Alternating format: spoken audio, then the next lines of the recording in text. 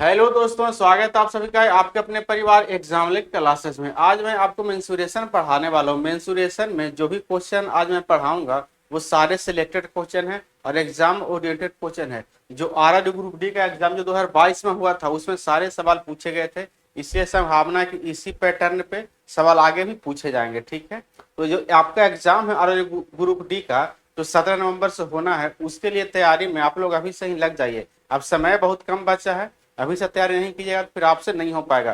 तो आपके मैथ्स को बेहतर कराने के लिए डेली मैं आपके लिए मैथ्स का प्रैक्टिस सेट लेकर के आ रहा हूँ और अब प्रैक्टिस करवा रहा हूँ। अब मैं डेली वीडियो आप लोगों के लिए डालता हूँ, तो आज भी मेंसुरेशन का मैं सॉल्यूशन करवाने वाला हूँ। तो चलिए देखते हैं पहला सवाल क्या है। यहाँ से फर्स्ट सवाल है, यदि एक घन के फलक का परिमाप 24 सेंटीमीटर तो उसका आयतन क्या होगा। सबसे पहले समझना है कि फलक, घन में फलक क्या होता है, घन का फलक का आकार क्या होता है। तो जो घन का फलक का आकार होता है वो वर्गाकार होता है। ठीक है, घन के सारे भुजाएं आपस में बराबर होती हैं। जब सारे भुजाएं आपस में बराबर होंगी तो उनका जो फलक होगा वो हर एक फलक वर्गाकार होगा। जब हर एक फलक वर्गाकार होगा तो वर्ग का परिमाप क्या होता है, तो वर्ग का परिमाप बराबर होता है, तो वर्ग का परिमाप यहां से क्या होता है, तो वर्ग का परिमाप का फॉर्मूला होता है 4 गुने भुजा। अब भुजा अगर हम ए मान ले तो 4 इंटू ए बराबर यहाँ से दिया क्वेश्चन में 24। 4 से यहाँ काटिएगा तो 6 बार में चला जाएगा, यानी ए का वैल्यू यहाँ से 6 आ गया। अब चाहे तो आप ए का मल्टीपल भी चेक कर सकते हैं। जो वॉल्यूम होगा भुजा का पावर 3 होगा, यानी भुजा का क्यूब होता है, तो 6 6 6 3 बार गुना होगा, तो 6 से ये भी कट रहा है, 6 से ये भी कट रहा है, और ये दोनों तो नहीं कट रहा। तो दो ऑप्शन मेरा लड़ गया, तो आप उससे नहीं चेक करेंगे तो आप डायरेक्ट निकाल लीजिए वॉल्यूम। तो वॉल्यूम बराबर क्या होता है, भुजा का पावर 3 होता है। यहाँ से 6 का पावर 3 कीजिएगा तो यहाँ से आ जाएगा कितना, तो 216 है। इसका 216 ऑप्शन डी करेक्ट आंसर यहाँ से हो जाएगा। ठीक है, अगर आपको अच्छा लगे तो हमारे वीडियो को लाइक करते चलिए और दोस्तों में शेयर भी कर दीजिए। अगर चैनल पे पहली बार आए तो चैनल को सब्सक्राइब भी कर लीजिए। इसी तरह का मैं डेली वीडियो आप लोग के लिए प्रैक्टिस सेट का लाता रहता हूँ, तो आप देखिए और इससे कुछ जरूर आपको सीखने को मिलेगा और एग्जाम में बहुत ही फायदा मिलेगा। तो चलिए सवाल नंबर अब 2 करते हैं। 2 क्या कह रहा है, यदि एक गोले का आयतन 36 पाई सेंटीमीटर है तो गोले का व्यास क्या होगा। तो सबसे पहले गोले का आयतन क्या होता है ये जानना आपको बहुत जरूरी है। तो गोले का आयतन होता है, वॉल्यूम जो होता है 4/3 पाई आर क्यू होता है। इसी का वैल्यू यहाँ से दिया है 36 पाई। अब पाई से पाई यहाँ कट जाएगा, 4 से काटिएगा तो 9 बार में यहाँ से आर क्यू का वैल्यू क्या आ जाएगा, तो 3 जाके इधर गुना होगा 9 में तो हो जाएगा 27। तो आर का वैल्यू क्या हो जाएगा, तो क्यूब रूट 27 जब निकालिएगा 27 का क्यूब रूट तो यहाँ से आ जाएगा 3। अच्छा, इसका पूछा क्या है, व्यास पूछा है। तो रेडियस जब 3 आ गया तो व्यास बराबर क्या होता है, तो व्यास बराबर यहाँ से होता है 2 इंटू रेडियस, तो 2 इंटू यहाँ से 3, तो सी इसका ऑप्शन डी करेक्ट आंसर हो जाएगा। ठीक है, चलिए अब नेक्स्ट सवाल देखते हैं। एक आयताकार भूखंड का विकर्ण एक भुजाकर्ण एक आयताकार भूखंड का विकर्ण और एक भुजाकर्ण से 65 मीटर और 63 मीटर, तो आयताकार भूखंड का परिमाप क्या होगा। एक आयताकार भूखंड है, ठीक है, जैसे ये आयताकार भूखंड हो गया, इसमें कह रहा है कि इसका एक डायगोनल जो है वह 65 मीटर का है। यहाँ से डायगोनल खींचेगा और इसी को कह रहा है कि 65 मीटर का है। ठीक है, और इसमें कह रहा है कि एक भुजा जो है 63 मीटर है, तो इसको आप 63 मान लीजिए। अब यहाँ से आयत का जो प्रत्येक कोण होता है वह 90 डिग्री का होता है, तो हर एक कोण 90 डिग्री का हो जाएगा। यहाँ भी 90 डिग्री, यहाँ भी 90 डिग्री, यहाँ भी 90 डिग्री और यहाँ भी 90 डिग्री। हमको इस त्रिभुज से मतलब है, नाम इसका आप चाहे तो दे सकते हैं ए बी और सी, बिना नाम दिए भी आप सोल्व कर सकते हैं, उससे कोई दिक्कत नहीं, हमको आंसर फाइंड करना होता है। अब यहाँ से बन गया right angle triangle, A B C एक राइट एंगल ट्रेंगल बन गया। राइट एंगल के सामने वाला हाइपोटेन्यूस होता है। आप इसमें किसी को पी और बी मान लीजिए, अगर इसको पी मानिएगा तो इसको हम बी मान लेते हैं। ठीक है, अब यहाँ से क्या होता है, एच स्क्वायर बराबर पी स्क्वायर और प्लस यहाँ से होता है बी स्क्वायर। हमको बी फाइंड करना है, तो बी स्क्वायर बराबर क्या हो जाएगा, यहाँ से एच स्क्वायर माइनस यहाँ से हो जाएगा पी स्क्वायर। तो बी बराबर क्या हो जाएगा, अंडर रूट में H square minus P square. तो एच का वैल्यू 65 है और पी का वैल्यू 63 है, तो 65 का स्क्वायर माइनस 63 का स्क्वायर जो है वर्गमूल में हो जाएगा। लेकिन एग्जाम में इतना आपको लिखने की कोई जरूरत नहीं है, आप ऐसे भी समझिएगा कि एच का स्क्वायर माइनस पी का स्क्वायर, ठीक है। तो एच का स्क्वायर 65 है, तो 65 का स्क्वायर माइनस यहाँ से हो जाएगा पी है 63, तो 63 का स्क्वायर और यहाँ से बराबर हो जाएगा बी स्क्वायर, ठीक है। अब यहाँ से जब कीजिएगा तो एक बार हो जाएगा 65 प्लस 63 ए प्लस बी, और एक बार हो जाएगा ए माइनस बी, 65 माइनस यहाँ से हो जाएगा 63। अब इसको कीजिएगा तो हो जाएगा 128, और इसको कीजिएगा तो यहाँ से हो जाएगा 2, 128 गुना 2 256। अब 256 बी स्क्वायर का वैल्यू 256 आ गया, यहाँ से जब बी निकालिएगा तो आ जाएगा वर्गमूल में 256, स्क्वायर रूट में 256, 256 का स्क्वायर रूट क्या होता है, तो यहाँ से 16 होता है, ठीक है। अच्छा पूछ क्या रहा है, तो आयताकार भूखंड का परिमाप, आयत का परिमाप क्या होता है, तो 2 into L plus B, 2 into लंबाई यहाँ से 63 है तो 63 रख लेंगे, चौड़ाई यहाँ से निकाल करके 16 आया तो यहाँ से 16, तो 2 इंटू 79, 9 दूनी 18, 7 दूनी 14, 1 15, तो 158 ऑप्शन ए इसका करेक्ट आंसर यहाँ से हो जाएगा। चलिए अब नेक्स्ट सवाल को देखते हैं। देखिए ये सारे सवाल मैं यहाँ करवा रहा हूँ, सारे सवाल जो है प्रीवियस ईयर सवाल है, एग्जाम में पूछे गए हैं, इसलिए आपको पैटर्न समझना बहुत जरूरी है एग्जाम फेस करने से पहले। यहाँ एक बहुत शानदार सवाल है, एक 10 सेंटीमीटर व्यास वाले एक बेलन का कुल पृष्ठीय क्षेत्रफल 330 वर्ग सेंटीमीटर है, इसकी ऊंचाई ज्ञात कीजिए। तो सबसे पहले आप समझिए बेलन क्या होता है, बेलन का आयतन निकालने का फॉर्मूला क्या होता है, कुल पृष्ठीय निकालने का फॉर्मूला क्या होता है, वर्ग पृष्ठीय क्षेत्रफल निकालने का फॉर्मूला क्या होता है।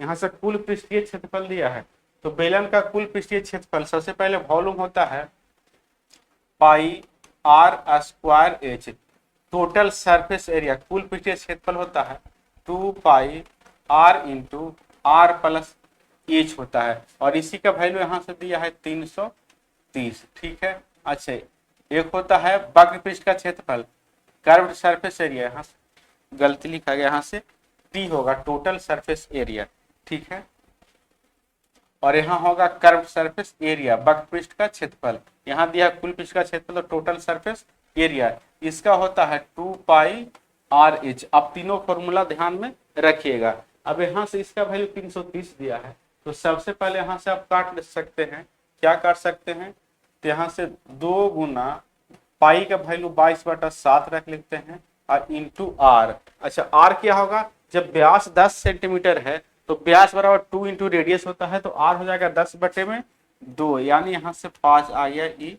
आर का वैल्यू। तो आर का वैल्यू यहाँ से 5 रख लीजिए, यहाँ फिर से आर का वैल्यू 5 प्लस यहाँ से हो जाएगा एच बराबर यहाँ से आ गया 330।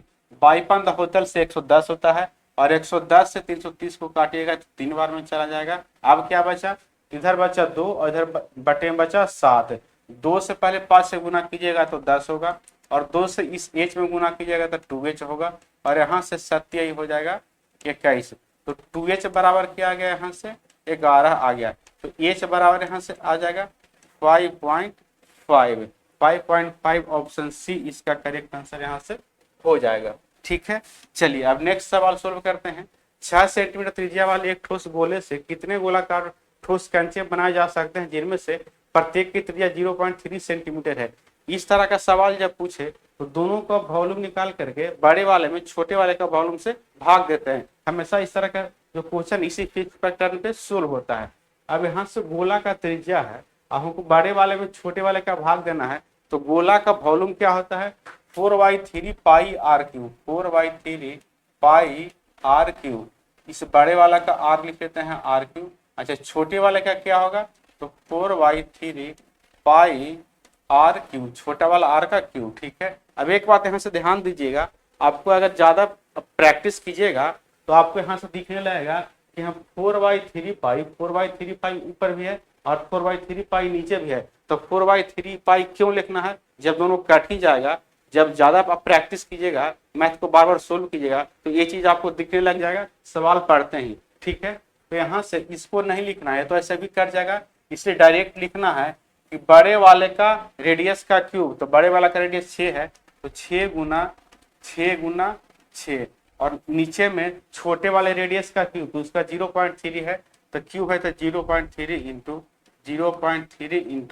0.3 3 बार हो जाएगा, ठीक है। अब यहाँ से जब दशमलव हटाइएगा तीनों में से, तो ऊपर 1 पे 3 जीरो हो जाएगा। अब यहाँ से 3 से काटिएगा तो 2 बार में, इस 3 से इसको काटिएगा तो 2 बार में, इस 3 से इस 6 को काटिएगा तो 2 बार में। अब कितना आ गया, 2 दूनी 4, 4 दूनी 8, 8000 छोटे कंचे बनाए जा सकते हैं। तो ऑप्शन यहाँ से सी करेक्ट आंसर हो जाएगा। जब क्वेश्चन को आप बार बार सोल्व कीजिएगा तो आपको एक चीज दिखने लग जाएगा कि 4/3 पाई हमको नहीं लिखना, वो कट ही जाएगा। चलिए नेक्स्ट सवाल देखते हैं, सवाल नंबर 6 को। सवाल नंबर 6 क्या कह रहा है, एक चतुर्भुज का विकर्ण 32 मीटर है, ठीक है, और इसके दो अंतर वाले ऑफसेट जो है, अंतर लंब भी इसको कहीं लिखता है, अंतर लंब ही कर लीजिए, अंतर लंब इसको कर लीजिए, ठीक है। अंतर लंब जो है, ऑफसेट जो है 6 मीटर और 10 मीटर है, तो चतुर्भुज का क्षेत्रफल क्या होगा। देखिए इस तरह का जो सवाल है ट्रेपीजियम का बनता है, तो ट्रेपीजियम में एक विशेष केस होता है। सबसे पहले ट्रेपीजियम होता क्या है, तभी आपको समझ में आएगा ये फॉर्मूला। ट्रेपीजियम मतलब समलंब चतुर्भुज, समलंब चतुर्भुज, ठीक ना। अब ट्रेपीजियम ऐसा होता है, ठीक है, ये दोनों साइड जो है पैरेलल होता है, यहाँ से एक हाइट होता है और यहाँ से हाइट खींचे, दोनों हाइट का जो है सेम होगा, ठीक है। अब यहाँ से इसका जब दोनों साइड पैरेलल है, इसको अगर हम ए मान लें और इसको अगर हम बी मान लें, इसका एरिया निकालने का फॉर्मूला क्या होता है, 1/2 into H into sum of parallel side. तो एक पैरेलल साइड ए है, दूसरा पैरेलल साइड बी है, तो एरिया क्या हो जाएगा 1/2 इंटू एच इंटू ए प्लस बी हो जाएगा। इसी में ट्रेपीजियम में कभी कभी यहाँ से एक विशेष केस बनता है, आप इसको ध्यान में रखिएगा। यहाँ से अगर एक इसमें विकर्ण दे दे और इसमें एक हाइट दे दे और यहाँ से भी एक हाइट दे दे, ठीक है, यानी लंब दे दे, तो इसका एरिया निकालने का फॉर्मूला क्या होता है, तो विकर्ण यहाँ दिया 32 मीटर, यानी विकर्ण जो है 32 मीटर है, एक हाइट का लंबाई 6 है और दूसरे हाइट का लंबाई यहाँ से हो जाएगा कितना, तो हो जाएगा दिया है 10, ठीक है। तो इसका एरिया निकालने का फॉर्मूला क्या होता है, तो 1/2 इंटू विकर्ण यानी डायगोनल इंटू लंब यानी L1 प्लस यहाँ से L2 होता है, ठीक है। अब यहाँ से 1/2 इंटू डायगोनल 32 है तो 32 इंटू L1 प्लस L2, पहला लंब 6 है, दूसरा लंब 10 है, तो 10 प्लस 6 हो जाएगा यहाँ से 16, तो गुने 16 कर लिए, यहाँ से क्या जाएगा 16 बार में, और 16 से 16 में गुना कीजिएगा तो 256, इसका करेक्ट आंसर ऑप्शन ए हो जाएगा। तो आप इसको ध्यान में रखिएगा, ये ट्रेपीजियम का एक विशेष केस होता है। यानी ट्रेपीजियम में आपको दो फॉर्मूला याद रखना है, एरिया का, एक ये वाला जो सिंपल होता है और एक विशेष केस वाला, ठीक है। चलिए अब नेक्स्ट सवाल की ओर बढ़ते हैं। एक त्रिभुज की भुजाओं की लंबाई 5 सेंटीमीटर, 7 सेंटीमीटर और 10 सेंटीमीटर है, तो त्रिभुज का क्षेत्रफल सेंटीमीटर में ज्ञात कीजिए। यहाँ से विषमबाहु त्रिभुज बन रहा है, ठीक है। जब विषमबाहु त्रिभुज बन रहा है तो विषमबाहु त्रिभुज का जो एरिया निकलता है वह हीरोन सूत्र से निकलता है, ठीक है, कहीं उसको हीरोन फॉर्मूला भी बोला जाता है। तो हीरोन सूत्र क्या होता है, तो हीरोन सूत्र में 3 भुजाएं अलग अलग साइज की दी होती है, ठीक है, ए बी सी 3 भुजाएं अलग अलग साइज का हम मान लिए। सबसे पहले इसमें ए से निकाला जाता है, तो ए कैसे निकाला जाता है, तीनों भुजा को जोड़ करके 2 से भाग देते हैं, ए प्लस बी प्लस सी वाई यहाँ से हो जाएगा 2, ठीक है, यहाँ से एस निकल गया।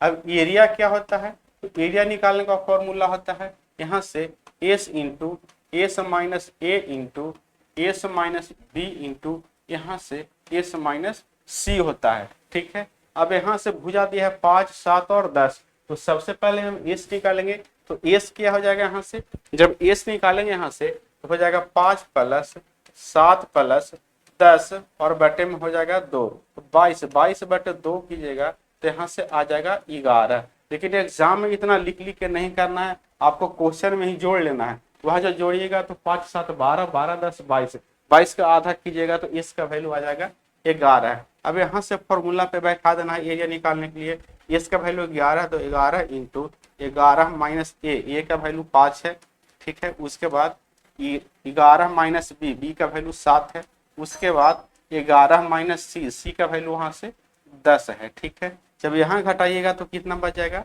यहाँ घटाइएगा तो 11 से 5 जाएगा 6 बचेगा, यहाँ घटाइएगा तो बच जाएगा कितना, 11 से 7 घटाइएगा तो बच जाएगा यहाँ से 4 और यहाँ घटाइएगा तो 1 बचेगा। अब ध्यान दीजिएगा 11 गुना 6 गुना 4 गुना 1 हो गया, तो 1 से तो कोई फर्क पड़ता नहीं गुना में। अब यहाँ से क्या बचा, 4 का बाहर 2 निकलेगा, 11 6 के अंदर कितना बच जाएगा 66, इसका नहीं निकलेगा। 2√66 जो है इसका जो है इस क्वाड्रिलेटरल का, माफ कीजिएगा, विषमबाहु त्रिभुज का एरिया हो जाएगा। तो ऑप्शन बी इसका करेक्ट आंसर यहाँ से हो जाएगा। ठीक है, तो इस तरह का सवाल एग्जाम भर भर के आता है, आपको प्रैक्टिस करके जाना है। चलिए नेक्स्ट सवाल देखते हैं। नेक्स्ट सवाल क्या होता है, एक समकोण त्रिभुज में यदि एक विकर्ण भुजा से 4 इकाई बड़ा है और दूसरी भुजा से 8 इकाई बड़ा है तो त्रिभुज का क्षेत्रफल ज्ञात कीजिए। अब यहाँ से कैसे निकालिएगा, कुछ तो फिक्स मान दिया है नहीं। ठीक है, एक कह रहा है कि एक से 4 इकाई बड़ा है और दूसरे से 8 इकाई बड़ा है, तो कैसे निकालेंगे। तो सबसे पहले यहाँ से हम एक समकोण त्रिभुज बना लेंगे। ठीक है, जब यहाँ से समकोण त्रिभुज एक बनाइएगा, चलिए समकोण त्रिभुज एक बना लिए। ठीक है, अब क्वेश्चन क्या कह रहा है, अगर इसको हम एक्स मानते हैं, सबसे बड़ी भुजा तो ही एच होती है। ठीक है, 90 डिग्री के सामने वाली भुजा सबसे बड़ी होती है। एच जो है अगर हम एक्स मानते हैं, सबसे बड़ी भुजा अगर एक्स मानते हैं, तो एक जो कह रहा है एक से 4 इकाई बड़ा है, एक हो जाएगा x-4, और दूसरे से कह रहा कि 8 इकाई बड़ा है, तो यहाँ से हो जाएगा x-8। अब कैसे समझिएगा कि -8 -4 हुआ, तो जब एक कह रहा कि 4 इकाई बड़ा तो 1 में 4 घटा दीजिए तो 4 बड़ा हो गया है। दूसरे में कह रहा 8 इकाई बड़ा, तो x में से 8 घटा दीजिए तो दूसरे से 8 इकाई बड़ा हो जाएगा। ठीक है, अब यहाँ से अब समझ गए कि कौन सबसे बड़ा कौन सबसे छोटा है। सबसे बड़ा यहाँ से x हो गया, सबसे छोटा यहाँ से x-8 हो गया, तो सबसे छोटा को सबसे पहले लिख लीजिए, तो x-8, उसके बाद लिखना है x-4, उसके बाद बड़ा है। ठीक है, और सबसे बड़ा यहाँ से x है। अब x-8 और x-4 के बीच में कितना का अंतर है, तो यहाँ से 4 का अंतर है। ठीक है, और x-4 और x में कितना का अंतर है, तो यहाँ से भी 4 का अंतर है। और एक ट्रिपलेट होता है 3, 4 और 5, यहाँ से 3 और 4 के बीच में कितना का अंतर है, तो 1 का अंतर है।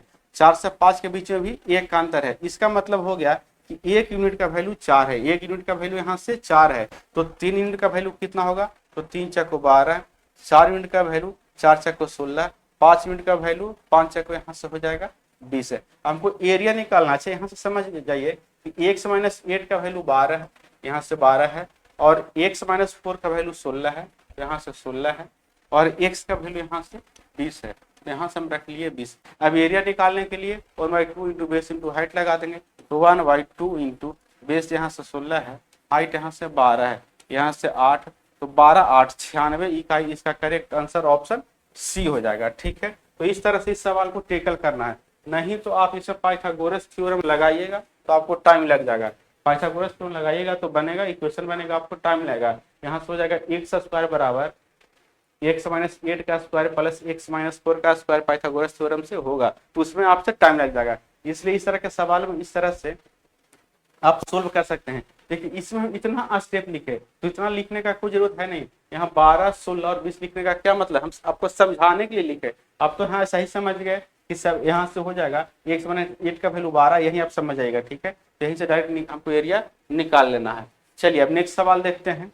नेक्स्ट सवाल कैसे करना है, एक गोले की त्रिज्या में 2 सेंटीमीटर की वृद्धि करने पर उसके पृष्ठीय क्षेत्रफल में 704 सेंटीमीटर की वृद्धि होती है, तो पाई बराबर 22/7 का उपयोग करते हुए विधि से पहले गोले की त्रिज्या ज्ञात कीजिए। यानी आर का वैल्यू पूछ रहा है। ठीक है, अच्छा पृष्ठीय क्षेत्रफल, यहाँ से कुल पृष्ठीय क्षेत्रफल नहीं करा, पृष्ठीय क्षेत्रफल करा, तो गोला का पृष्ठीय क्षेत्रफल, अच्छा गोला है तो गोला का पृष्ठीय क्षेत्रफल या कुल पृष्ठीय क्षेत्रफल दोनों सेम ही होता है। ठीक है, क्या होता है 4πr², तो 4π। ठीक है, पहले अगर रेडियस r रहा होगा तो आप बढ़कर के रेडियस 2 बढ़ गया तो r+2 हो गया होगा।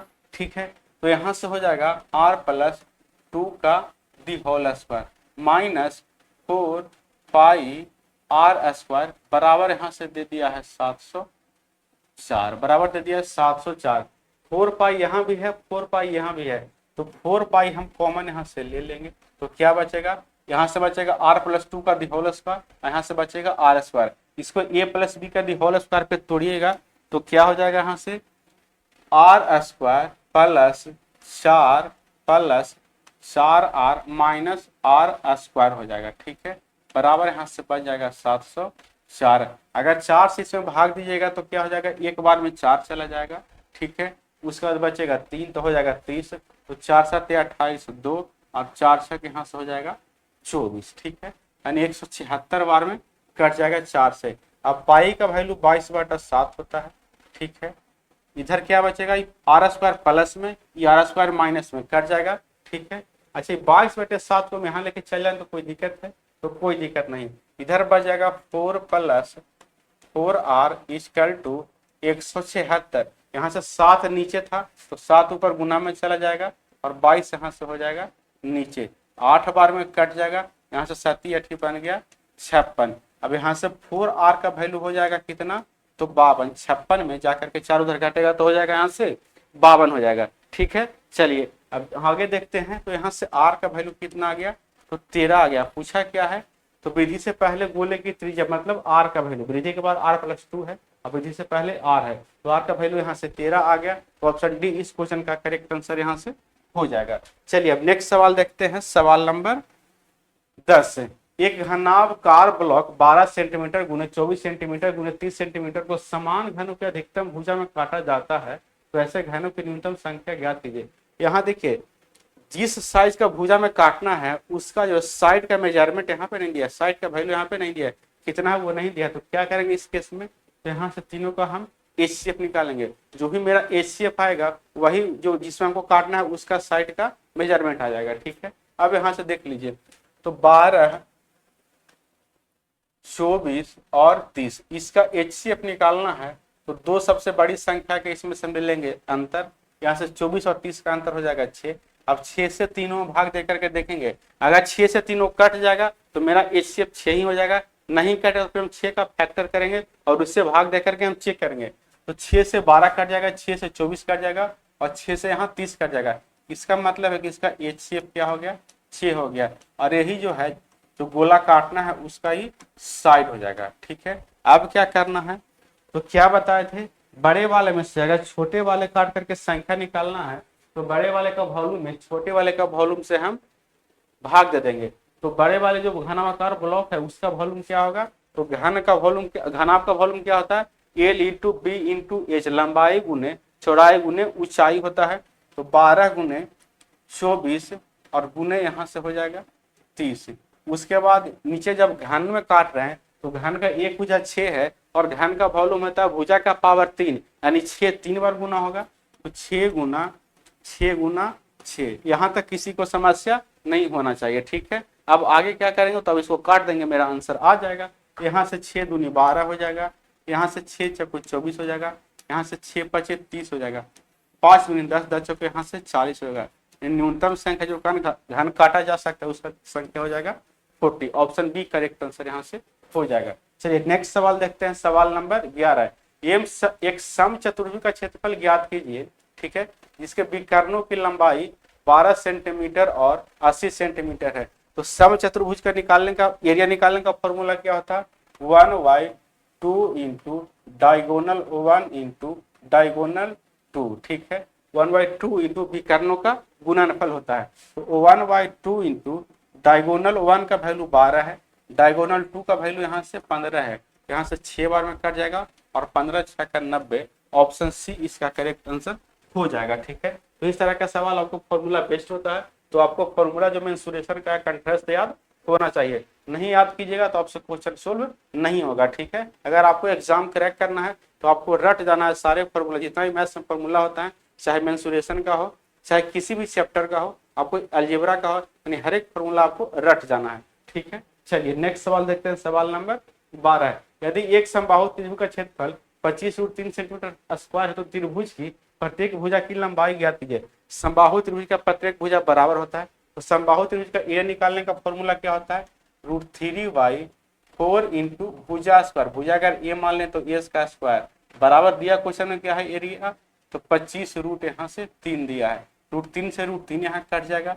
अब ए स्क्वायर बराबर यहाँ से क्या आ जाएगा, तो 4 इधर जाकर के गुना हो जाएगा, तो 25 को 100 हो जाएगा। ए का वैल्यू हो जाएगा 100 का वर्गमूल यहाँ से 10, यानी समबाहु त्रिभुज का प्रत्येक भुजा का लंबाई जो है 10 सेंटीमीटर। ऑप्शन यहाँ से डी हो जाएगा। चलिए नेक्स्ट सवाल देखते हैं, बढ़िया सवाल था। नेक्स्ट सवाल क्या कह रहा है, सवाल नंबर 13 यहाँ से, यदि एक गोले का पृष्ठीय क्षेत्रफल 36 पाई सेंटीमीटर स्क्वायर है तो गोले की त्रिज्या ज्ञात कीजिए। देखिए गोला से बहुत सवाल पूछता है और गोला से सारे सवाल इजी होता है, गोला से बहुत सवाल पूछता है, इसलिए गोला वाला फॉर्मूला आपको याद रखना है, ठीक है। तो गोले का पृष्ठीय क्षेत्रफल या पृष्ठीय क्षेत्रफल चाहे चाहे गोला का क्या है कुल पृष्ठीय क्षेत्रफल, दोनों का फॉर्मूला एक ही होता है 4 पाई आर स्क्वायर। तो 4 पाई आर स्क्वायर के यहाँ से वैल्यू दिया है 36 पाई, ठीक है। पाई से पाई कट जाएगा, यहाँ से 9 बार में कट जाएगा, तो आर का वैल्यू यहाँ से आ गया 3 और आर का ही वैल्यू पूछा तो ऑप्शन ए इसका करेक्ट आंसर यहाँ से हो जाएगा। चलिए नेक्स्ट सवाल देखते हैं। सवाल नंबर 14, किसी घनावाकार कमरे की लंबाई 15 मीटर और 17 मीटर और ऊंचाई जो है 21 मीटर है, रूपी 40 प्रति मीटर स्क्वायर की दर से इसकी दीवारों और छत को पेंट करने की लागत ज्ञात कीजिए। किसी रूम का यानी कमरा का चारों दीवारों का सबसे पहले एरिया निकालेंगे, उसके बाद हम छत का एरिया निकालेंगे और उसमें हम 40 से गुना कर देंगे, ठीक है। रेट 40 है तो 40 से गुना कर देंगे। तो किसी भी कमरे का चारों दीवारों का एरिया निकालने का फॉर्मूला क्या होता है, तो 2 into L plus B into यहाँ से एच होता है। तो 2 इंटू लंबाई 15 है तो 15 रख लिए, चौड़ाई 17 है तो 17 रख लिए, इंटू ऊंचाई यहाँ से 21 है तो 21 रख लिए। एक ही दूनी यहाँ से 42 होगा और 42 गुने यहाँ से हो जाएगा 22 10 यहाँ से 32। जब गुना कीजिएगा तो 32 दूनी 64 4 हो जाएगा, ठीक है। और 32 चको 30 चको 20 से 28 128 और 6 हो जाएगा 134, यानी 1344 इसका हो जाएगा चारों दीवारों का एरिया। हमको छत का एरिया निकालना है, तो छत का एरिया कैसे निकालेंगे, जो फर्श का एरिया होगा वही जहां से छत का एरिया हो जाएगा, ठीक है। तो फर्श का एरिया लंबाई गुने चौड़ाई, तो छत का एरिया हो जाएगा लंबाई गुने चौड़ाई 15 गुने 17। जब 15 गुने 17 कीजिएगा तो 17 पचे 85 हो जाएगा, ठीक है। 17 का हम 17 17 8 यहाँ से हो जाएगा 25 यानी 255। अब यहाँ से जोड़ लीजिए तो 5 4 9 हो जाएगा, 5 4 यहाँ से 9 हो जाएगा, 3 2 यहाँ से 5 हो जाएगा, यहाँ से हो जाएगा 1। यानी चारों दीवारों और जो छत है उसका एरिया आ गया जोड़ करके 1599 और रेट क्या है तो 40 रुपये प्रति मीटर स्क्वायर, यानी 1 मीटर स्क्वायर का जो है रेट क्या है 40 रुपये है, ठीक है। इसमें हम 40 से गुना कर देंगे। अब क्या करेंगे तो अंत में 0 आएगा, तो अंत में 0 इसमें है और इसमें नहीं है और इसमें नहीं है, तो ऑप्शन सी और ऑप्शन डी तो मेरा कट जाएगा। उसके बाद 0 का हटा दे तो 9 चौको 36, यानी सेकंड अंक अंतिम से बढ़ रहा है, दूसरा अंक 6, तो दूसरा अंक इसमें 6 नहीं है, तो ऑप्शन बी इसका करेक्ट आंसर यहाँ से 6 है हो जाएगा, ठीक है। तो इस तरह से आपको पूरा सोल्व नहीं करना है, ठीक है। आपको last digit second last digit या डिजिटल सम करके आपको आंसर निकालना है, ठीक है। ऐसे सोल्व कीजिएगा तो अगर इसको गुना कीजिएगा तो भी इजी ही है। अगर 0 को छाट लिया तो सिर्फ हमको 4 से गुना करना है, तो 4 से गुना करना कोई मुश्किल है नहीं, ठीक है। चलिए अब नेक्स्ट सवाल देखते हैं। सवाल नंबर 15, उस समांतर चतुर्भुज का क्षेत्रफल ज्ञात कीजिए जिसका आधार 15 सेंटीमीटर और संगत ऊंचाई 6 सेंटीमीटर। तो समांतर चतुर्भुज यानी पैरेललोग्राम का एरिया निकालने का फॉर्मूला क्या होता है, तो होता है ऊंचाई गुने यानी आधार गुने संगत ऊंचाई, आधार गुने संगत ऊंचाई यानी बी इंटू एच होता है। तो बी का वैल्यू 15 है और एच का वैल्यू 6 है, तो 15 6 90, इसका करेक्ट आंसर ऑप्शन सी हो जाएगा, ठीक है। यह भी फॉर्मूला बेस्ड क्वेश्चन है। अब यहाँ से देखिए 30 रुपये प्रति मीटर की दर से उस आयताकार भूखंड के चारों ओर बाड़ लगाने की लागत ज्ञात कीजिए जिसका क्षेत्रफल जो है 100 मीटर स्क्वायर है और एक भुज की लंबाई 20 मीटर है। जब किसी भी आयताकार भूखंड के चारों ओर हमको बाड़ लगाना है, तार लगाना है, तो सबसे पहले उसका हमको पेरीमीटर मालूम होना चाहिए, परिमाप मालूम होना चाहिए, तभी पता चलेगा कितना तार लगेगा और उसका रेट से फिर हम गुना कर लेंगे। लेकिन यहाँ दिया है एरिया। अच्छा मजे की बात है कि यहाँ एक भुजा दे दिया है। अब एक भुजा का लंबाई 20 है, तो आयताकार भूखंड के एरिया का फॉर्मूला क्या होता है, लंबाई गुने चौड़ाई। और लंबाई अगर 20 है तो चौड़ाई क्या हो जाएगा, तो इसमें 20 से भाग दीजिएगा तो यहाँ से आ जाएगा 5, ठीक है। चौड़ाई आ गया यहाँ से 5 है। अब परिमाप क्या होगा, तो 2 इंटू एल प्लस बी, लंबाई है 20 और चौड़ाई है 5, तो यहाँ से 25 25 दूनी 50। अच्छा रेट क्या है, परिमाप तो 50 आ गया और रेट है 30 रुपये प्रति मीटर, इसमें 30 से गुना कर लीजिए। जब इसमें 30 से गुना कीजिएगा तो आ जाएगा 1500, ऑप्शन ए इसका करेक्ट आंसर यहाँ से हो जाएगा। चलिए नेक्स्ट सवाल देखते हैं। नेक्स्ट सवाल क्या कह रहा है, एक कार्यालय के फर्श की बीमाएं 5 मीटर गुना 3 मीटर है, ठीक है। जो फर्श का बीमा होगा वही छत का बीमा होगा, यानी छत का बीमा क्या हो जाएगा 5 मीटर इंटू 3 मीटर, यानी अगर फर्श का एरिया 15 मीटर स्क्वायर होगा तो जो छत का एरिया भी होगा 15 मीटर स्क्वायर हो जाएगा। ठीक है, जब पेंट करने के हिसाब से चलिए अब देखते हैं 60 रुपए प्रति मीटर की दर, मीटर स्क्वायर की दर से इसकी दीवारों और छत को पेंट करने की लागत 7440 रुपया है। तो कमरे की ऊंचाई ज्ञात कीजिए, यानी मीटर ऊंचाई ज्ञात करना है। ठीक है, तो चारों कमरों का एरिया और छत का एरिया, ठीक है, कैसे निकलेगा? तो यहाँ से एक चीज दे दिया है कि चारों कमरों को पेंट करने का लागत और छत का पेंट करने का लागत जो है 7440 है, और रेट भी दे दिया है। यानी चारों कमरों का एरिया, चारों कमरा और प्लस छत का एरिया क्या हो जाएगा? तो टोटल लागत है 7440, उसमें अगर हम दर से भाग दे दें यही मेरा एरिया आ जाएगा। ठीक है, दर है 60, एक जीरो से एक जीरो कट जाएगा, यहाँ से एक बार में 6 जाएगा तो बचेगा 1 14, 6 दूनी 12 और 6 जगह 24, 124 आ गया। यानी चारों दीवारों और छत का जो है एरिया आ गया 124। अच्छा, छत का एरिया क्या हो जाएगा? तो फर्श का जो एरिया होगा, छत का एरिया होगा, तो 15 मीटर स्क्वायर फर्श का एरिया है, तो छत का एरिया है 15 मीटर स्क्वायर हो जाएगा। यानी छत का एरिया अगर 15 है तो यहाँ से चारों दीवारों का एरिया क्या हो जाएगा? 124 माइनस 15 यहाँ से हो जाएगा 109। पूछा क्या है? तो कमरे की ऊंचाई ज्ञात कीजिए। तो चारों कमरों का एरिया निकालने का फॉर्मूला क्या होता है? 2 इंटू एल प्लस बी। तो कमरा का, अच्छा हाँ, 2 into L plus B into H होता है, 2 प्लस लिख लीजिए यहाँ से एल प्लस बी इंटू यहाँ से एच होता है, बराबर दिया है 109। लंबाई है 5 मीटर, चौड़ाई है 3 मीटर, तो 2 इंटू 5 प्लस यहाँ से 3 इंटू यहाँ से हो जाएगा एच, बराबर 109 हो जाएगा। यहाँ से 5 3 8, 8 दूनी 16, तो एच का वैल्यू आ जाएगा 109 बटे 16, 16 85, 16 96, यानी 6 पॉइंट कुछ इसमें आने वाला है। ठीक है, तो 6 पॉइंट कुछ ऑप्शन सिर्फ डी में है, 6.8 इसका करेक्ट आंसर यहाँ से हो जाएगा। चलिए नेक्स्ट सवाल देखते हैं, अच्छा सवाल था। नेक्स्ट सवाल देखते हैं। नेक्स्ट सवाल क्या कह रहा है? 18 मीटर भुजा वाला एक घन दूध से पूरा भरा हुआ है। दूध को 27 मीटर लंबाई और 7 मीटर ऊंचाई वाले एक घनाभ में स्थानांतरित किया जाता है, तो घनाभ की ऊंचाई ज्ञात कीजिए। जैसे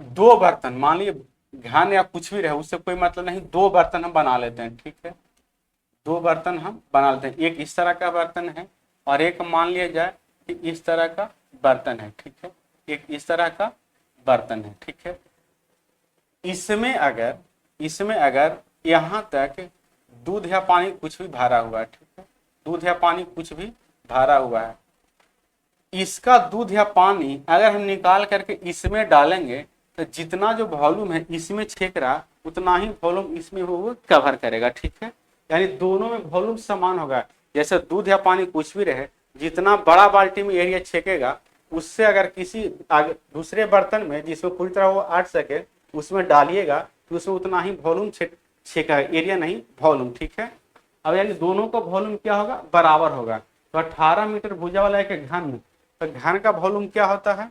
तो घन का वॉल्यूम होता है भुजा का क्यूब 18 गुना यहाँ से हो जाएगा 18, बराबर किस बर्तन में डाल रहा है? तो जो बर्तन घनाभ है, ठीक है, जिसका जो है लंबाई 27 मीटर है और ऊंचाई जो है 7 मीटर है, उसका चौड़ाई निकालना है। तो घनाभ का ए निकालने का formula L into B into H होता है। ठीक है, तो लंबाई 27 है, चौड़ाई नहीं दिया है तो बी लिख लेंगे, ऊंचाई 7 दिया है तो यहाँ से 7 लिख लेंगे। यहाँ से हो जाएगा, जो 9 से काटेगा 2 नंबर, यहाँ से हो जाएगा 3 नंबर, यहाँ से 6 बार में कट जाएगा, इधर बचेगा 7, 7 से नहीं कटेगा, तो यहाँ से 12 18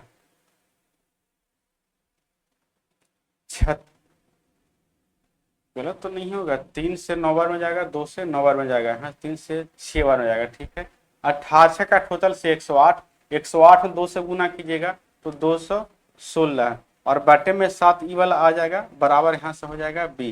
अब यहाँ से भाग दे लीजिए तो 3 बार में जाएगा। ठीक है, उसके बाद 6 उतारेगा, नहीं लगेगा तो 0 बैठा के दशमलव उतारेंगे तो 60, 0 बैठा करके 0 उतारेगा तो 60 हो जाएगा। जब 60 हो जाएगा तो 7 8 56 लगभग हो जाएगा 30.8 यहाँ से ऑप्शन डी करेक्ट आंसर यहाँ से हो जाएगा। ठीक है, जब 7 से 216 में भाग कीजिएगा तो 30.8 आ जाएगा, यानी लगभग में आ जाएगा। ठीक है, तो चलिए नेक्स्ट सवाल देखते हैं। यानी इस तरह के सवाल में, नेक्स्ट सवाल देखने से पहले इस तरह के सवाल में क्या करते हैं, जब किसी लिक्विड को एक बर्तन से दूसरे बर्तन में डाला जाता है तो दोनों का वॉल्यूम हम बराबर करते हैं और उसमें जो भी पूछा जाता है उसको हम निकाल लेते हैं। ठीक है, चलिए अब आगे देखते हैं सवाल नंबर 19। किसी बेलन की त्रिज्या और ऊंचाई का अनुपात 2:1 है। यदि इसका वक्र पृष्ठीय क्षेत्रफल 616 है तो इसका संपूर्ण पृष्ठीय क्षेत्रफल ज्ञात कीजिए। ठीक है, यहाँ से दे दिया वक्र पृष्ठीय क्षेत्रफल और निकालना है संपूर्ण पृष्ठीय क्षेत्रफल। कोई बात नहीं, यहाँ से देख लीजिए। तो संपूर्ण पृष्ठ का क्षेत्रफल क्या होता है, बेलन का 2 pi r into are plus H होता है। ठीक है, अच्छा और क्या होता है, तो यहाँ से हो जाता है वक्र पृष्ठ का क्षेत्रफल। तो इसका सबसे पहले अनुपात दिया है तो अनुपात लेंगे 2 पाई आर एच, यानी बेलन का संपूर्ण पृष्ठ का क्षेत्रफल 2 pi r into are plus H होता है और बेलन का वक्र पृष्ठ का क्षेत्रफल 2 पाई आर एच होता है। यहाँ से 2 पाई से 2 पाई कट जाएगा, आर से आर कट जाएगा। आप चाहे तो पहले मन में ही इलिमिनेट करके लिख सकते थे। अगर अनुपात निकालना है तो जो कॉमन टर्म है वो कट ही जाएगा, जो कांस्टेंट टर्म है वो कट ही जाएगा। कांस्टेंट है 2 पाई तो 2 पाई कट गया और कॉमन है आर तो आर आर कट गया। ठीक है, अब यहाँ से देखिए अब क्या कह रहा है, यहाँ से r प्लस एच बचा, इधर h बचा, तो r का वैल्यू 2 दिया है और h का वैल्यू 3 दिया है, तो r प्लस एच यहाँ से हो जाएगा 3, तो 3 रख लिए और h का वैल्यू यहाँ से 1 है, यहाँ से 1 रख लिए। यानी टोटल सरफेस एरिया और कर्व सरफेस एरिया का अनुपात आ गया 3:1 आ गया। और यहाँ से दिया है कि कर्व सरफेस एरिया ने वक्र पृष्ठ का क्षेत्रफल 616 है, यानी 1 यूनिट का वैल्यू अगर 616 है, इसका मतलब भी 616 गुना है। इधर टोटल सरफेस एरिया भी जो है 616 गुना हो जाएगा, गुना कीजिएगा तो हो जाएगा यहाँ से 6 18 1848 1848 जो है ऑप्शन बी इसका करेक्ट आंसर यहाँ से हो जाएगा।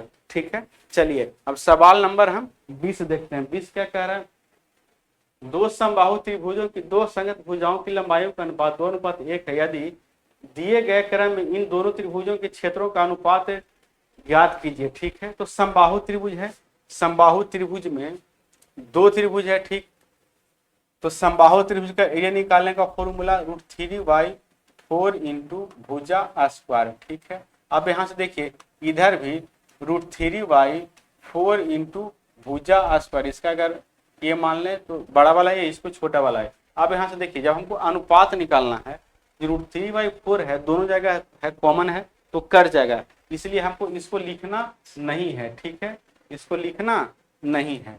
अब आगे क्या करना है तो देखिए, अब एक का साइड है 2 यूनिट, दूसरे का साइड है यहाँ से एक का साइड है 2 यूनिट और दूसरे का साइड है 1 यूनिट, तो एरिया का अनुपात जस्ट इसी का स्क्वायर हो जाएगा, 2 का स्क्वायर हो जाएगा और इधर से हो जाएगा 1 का स्क्वायर, 2 का स्क्वायर 4 और 1 का स्क्वायर 1, यानी 4:1 हो जाएगा। ऑप्शन सी इसका करेक्ट आंसर यहाँ से हो जाएगा। चलिए अब नेक्स्ट सवाल देखते हैं। नेक्स्ट सवाल क्या कह रहा है, यहाँ से सवाल नंबर 21 की ओर बढ़ते हैं। ठीक है, सवाल नंबर 21 क्या कह रहा है, उन दो बेलनों ए और बी के आयतनों का अनुपात क्या होगा जिनके आधार की त्रिज्याएं क्रमशः 2 सेंटीमीटर और 3 सेंटीमीटर है। अच्छा ऊंचाई समान है, तो ऊंचाई समान है, अनुपात निकालना है तो ऊंचाई समान है तो ये तो दोनों में कट जाएगा। ठीक है, अच्छा बेलन का आयतन का फॉर्मूला क्या होता है, तो पाई आर स्क्वायर एच होता है, तो पाई दोनों में कौन होगा तो पाई भी कट जाएगा, बच जाएगा क्या, तो इधर भी आर स्क्वायर उधर भी आर स्क्वायर, दोनों का रेडियस का स्क्वायर जो है वही जो हो जाएगा बेलन का आयतन का अनुपात हो जाएगा। यहाँ से रेडियस क्या है 2 है, तो 2 का स्क्वायर कीजिएगा 4, यहाँ से क्या है 3 है, 3 का स्क्वायर कीजिएगा 9, यानी जो भी रेडियस का स्क्वायर का अनुपात होगा तो वही जो है बेलन के वॉल्यूम के अनुपात हो जाएगा। ठीक है, तो अनुपात आ गया 4:9। चलिए नेक्स्ट सवाल देखते हैं, सवाल नंबर 22। यदि किसी बेलन की त्रिज्या 10% बढ़ा दी जाए और ऊंचाई 40% घटा दी जाए, अच्छा तो बेलन के वक्र पृष्ठीय क्षेत्रफल में कितना प्रतिशत की वृद्धि होगा, तो बेलन का वक्र पृष्ठीय क्षेत्रफल क्या होता है, तो 2 पाई आर एच, यानी आर भी 1 बार और एच भी 2 बार। ठीक है, तो 10% का फ्रैक्शन वैल्यू यहाँ से हो जाता है 1/10, 10% बढ़ा है तो 10 से बढ़ के हो जाएगा यहाँ से 11, ये तो रेडियस बढ़ गया, रेडियस 1 बार है तो 1 ही बार लिखे। उसके बाद कह रहा है ऊंचाई 40% घटा दी जाए, तो 40% का फ्रैक्शन वैल्यू यहाँ से हो जाएगा 2/5। 5 पे 2 घटेगा तो 5 से घट करके यहाँ हो जाएगा 3। आर भी एच बार है तो आर एक बार लिख लिए, ठीक है। एच भी एक ही बार है तो एच भी एक ही बार लिख लिए। अब गुना कर लीजिए, 10×5 = 50 और यहाँ से हो जाएगा 11×3 = 33। पहले उसका वर्ग पृष्ठ का क्षेत्रफल 50 रहा हुआ तो अब जो हो गया 33 हो गया। कितना घट गया यहाँ से तो 17 घट गया। किस पे तो 50 पे। परसेंट निकालना तो अपने मन से 100 से यहाँ गुना, तो यहाँ से 50 दूनी 100, 17 दूनी 34% उसका वर्ग पृष्ठ का एरिया कम गया होगा, ठीक है। तो ऑप्शन बी इसका करेक्ट आंसर यहाँ से हो जाएगा। इसमें आप सक्सेसिव भी लगा सकते हैं, एक एक बार दोनों है तो इसमें सक्सेसिव लग जाएगा, ठीक है। चलिए आगे देखते हैं। यदि एक लंबवृत्तीय बेलन के आधार की त्रिज्या में 20% कमी की जाती है और इसकी ऊंचाई में 125% वृद्धि की जाती है तो इसके आयतन में कितने प्रतिशत का परिवर्तन होगा। अब यहाँ से बेलन का आयतन में परिवर्तन पूछ रहा है तो बेलन का वॉल्यूम क्या होता है तो πr² h होता है। r 2 बार लिखाएगा, पावर 2 है तो, और h 1 बार लिखाएगा। तो 20% की कमी है, 20% का फ्रैक्शन वैल्यू यहाँ से हो जाएगा 1/5 और 125% की वृद्धि है तो 25% का फ्रैक्शन वैल्यू 1/4 तो 25 का 125 5 गुना है तो यहाँ से हो जाएगा 5/4 यानी 4 पे 5 का वृद्धि। यानी पहली बार में कमी है, 5 से 1 कमेगा तो 4 हो जाएगा। r 2 बार है तो 2 बार लिख लेंगे, 5 से 4, ठीक है। अब h 1 बार है तो h जो है 4 से बढ़ करके 9 हो जाएगा तो 4 से बढ़ करके 9 हो गया। इधर गुना कर लीजिए, ठीक है। r 2 बार लिखे, पावर 2 है तो, और h यहाँ से हम 1 बार लिखे। इतना आपको लिखना नहीं है, समझ जाना, ठीक है।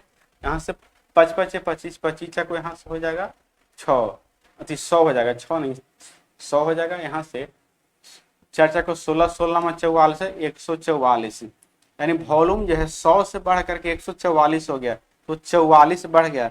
जब 100 पे कोई संख्या बढ़ता है घटता है उतना ही परसेंट वैल्यू भी हो जाता है, यानी 44%। ऑप्शन सी इसका करेक्ट आंसर यहाँ से हो जाएगा। चलिए नेक्स्ट सवाल देखते हैं।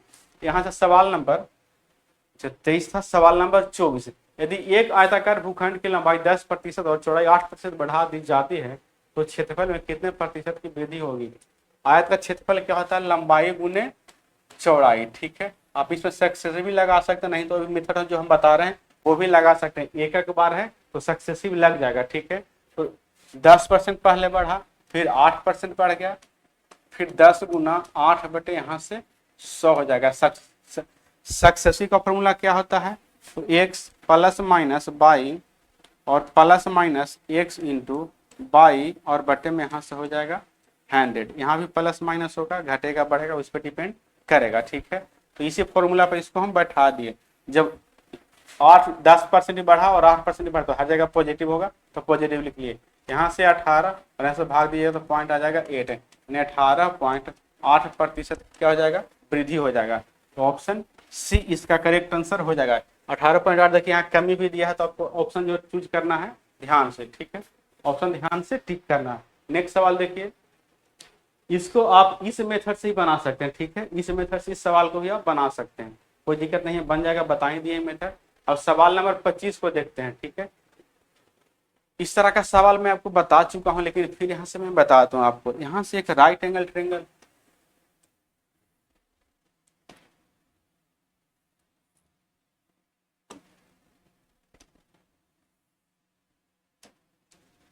यहाँ से एक राइट एंगल ट्रायंगल है, ठीक है।